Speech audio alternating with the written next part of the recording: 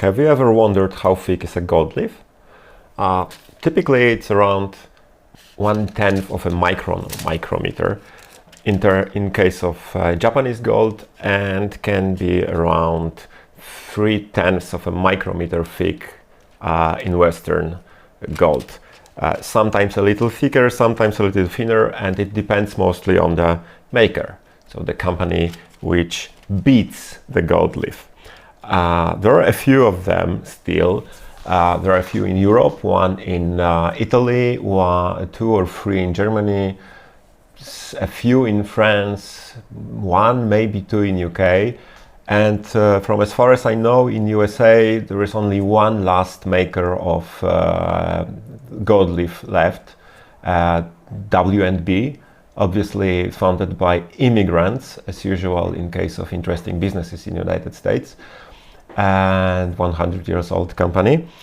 And but most of the gold leaf I use comes from Japan. Japanese gold leaf is thinner than Western, but it can also be thicker, because I also use something which is called Wazumi, which is like almost 10 times thicker than typical Japanese gold leaf, so around 1 micrometer thick. I will show today how I apply gold on pens, and how I prepare them and finish them, maybe in this or the next video. I prepared a few pens. I prepared some gold here. I have from German, from Nori's Blood Gold Fabric. This is one from Italy, from Manetti. This one is Japanese, from Kyoto, and I also used a different kind from Kanazawa. And they are very similar, but behave slightly differently. The one I showed you at the beginning is transfer gold. I very rarely use it. I prefer loose gold, so the gold which is not attached to the base paper. But this one has some usage too in very specific applications. Okay, let's get to work. First we need a urushi to paste, to glue the gold leaf to the surface. I use Hakushi-urushi. It's a special version of raw urushi prepared for its initial tack and curing under gold leaf. And I mix two different types, and it comes from my experience only. I can't explain why, but for me this works best, and I prefer it this way. And to control the viscosity, I add a little bit of Kijomi-urushi, and let's filter it. I will mix it after filtering this time. A small amounts, it's not a problem. As usual, we use Yoshino paper for filtering.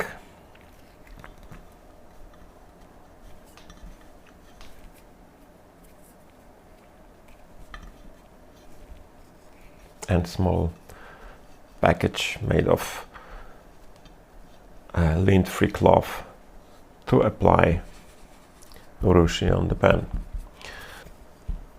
This one is prepared for Hakeme-nuri, so the structure layer is already applied, then a layer of gold leaf, then the gold leaf is sealed, then another layer of transparent urushi, and now comes the next layer of gold.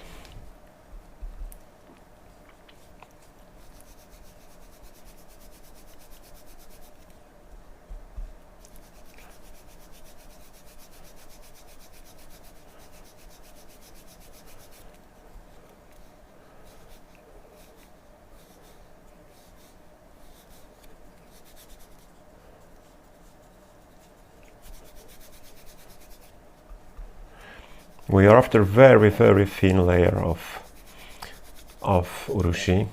Actually, it's very similar to the Wazuri. So we just need a tiny amount of urushi on the pen.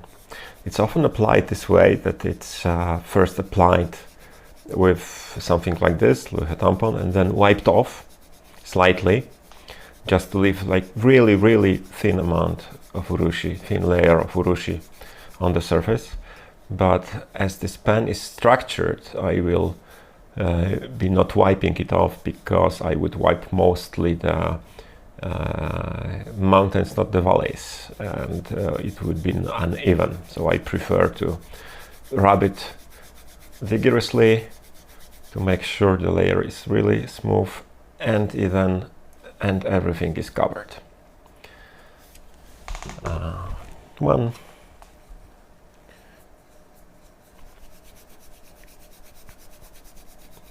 The cup. I prepared more urushi. I will be working on a few more pens at the same time, but to save you the repetitive work on them, I will jump to gilding or speed up this part.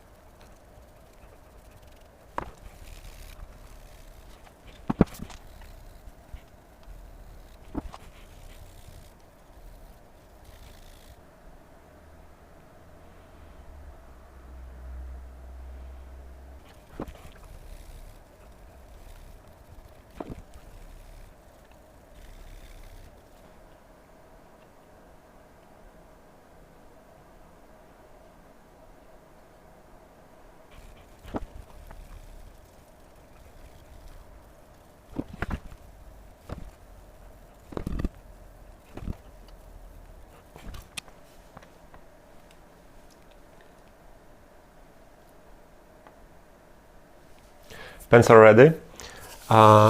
We can apply gold to them. Depending on the type of pen surface and the previous layer of urushi, I sometimes apply thinner layer of Hakushi-urushi and then pre-cure it, like put it in the high humidity Furo for 15 minutes, just to start the polymerization and make the urushi surface more have more tack, more initial grip with the gold. And it also depends on the type of gold I use. So it's very difficult to define this, and it comes mostly from experience and from my feel. So you have to try it to learn it.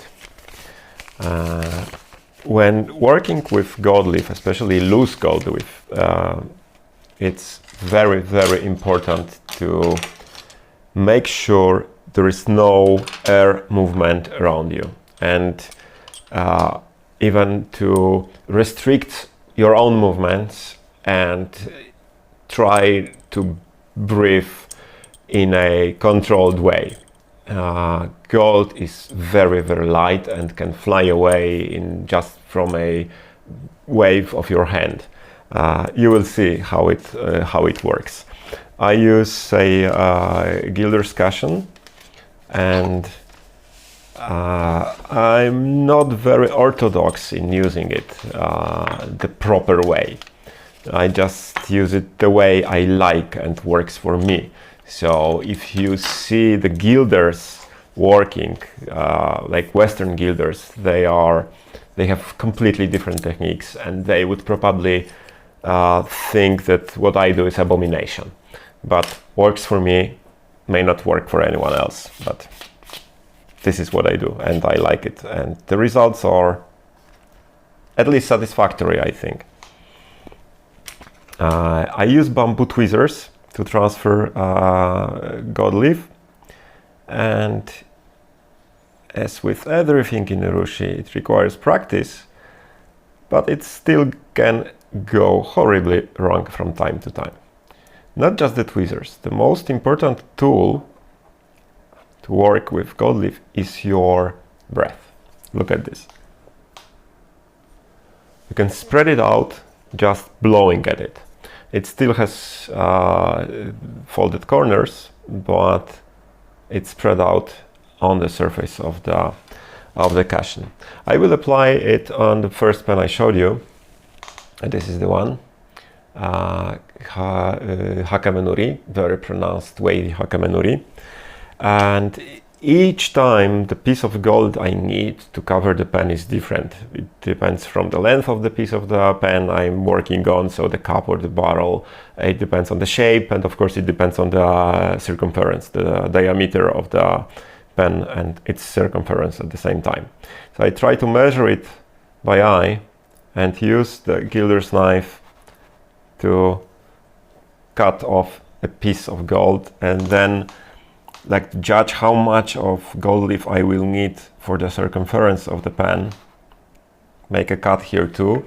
You can also use the bamboo knife. It works almost the same way.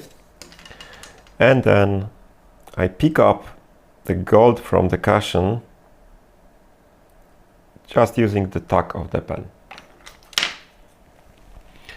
And then use very soft brush. I make sure it sticks to the surface. I do it a little by little to let the gold feel all the grooves and valleys in Hakeme-nuri. The surplus of gold leaf I try to collect in a special tray, because even tiny amounts can be made into gold powder or used for some touch-ups on pens I'm working on.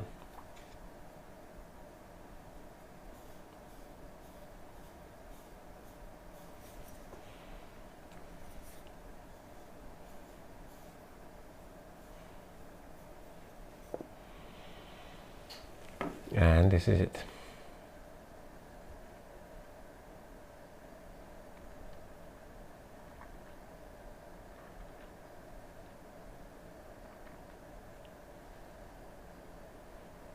The thickness of this layer is so tiny.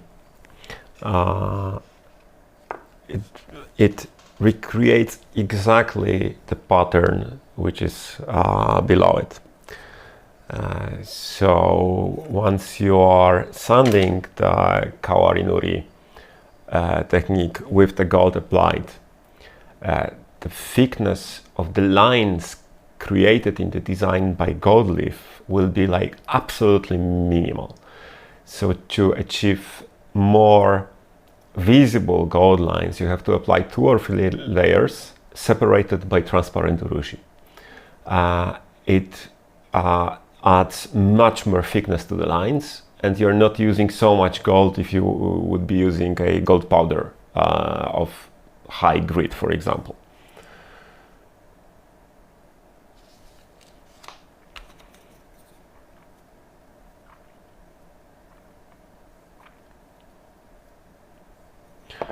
If the piece of gold I use is not enough to cover the whole pen, I use it another part. You can use, to pick up the gold, you can use such brushes like this one. This one is for silver technically, so more using the electric, static electricity, but you can use it for gold too, but you have to be a little bit more careful with that, like this. And it's here, and the other part here, and a stubborn little piece, and here, and again the brush.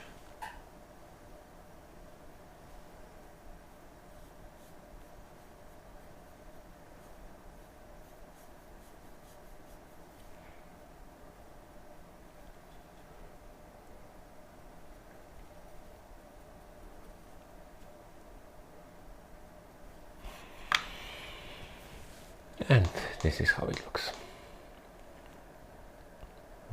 The area around the threads requires some attention. So I have a very small brush here for this, and I make sure the gold goes into the crevices I want it to go and does not create any lumps or areas which could generate problems later. Sometimes I use tools like this. This is a brush, like very cheap brush for makeup, like really cheap one, and it's very, very soft. So it's very nice to make sure all the areas are pressed down. I prefer to use it over the mavata, so over the silk, silk cotton, or whatever, how you call it. Okay, I will finish all the pants, and in the next video, or one of the next videos, I will show you how to seal the gold which is already applied. Now these pants, once I finish them, will go into the furo, first into low humidity part of the furo. It will be around 60% relative humidity for 12 hours more or less, so until tomorrow morning, and tomorrow morning I will transfer it to the higher humidity part for another 12 or 24 hours, and then I will follow with sealing. That's it for today. I'm Michael and you are guests of Tamenuri Studio. See you again soon.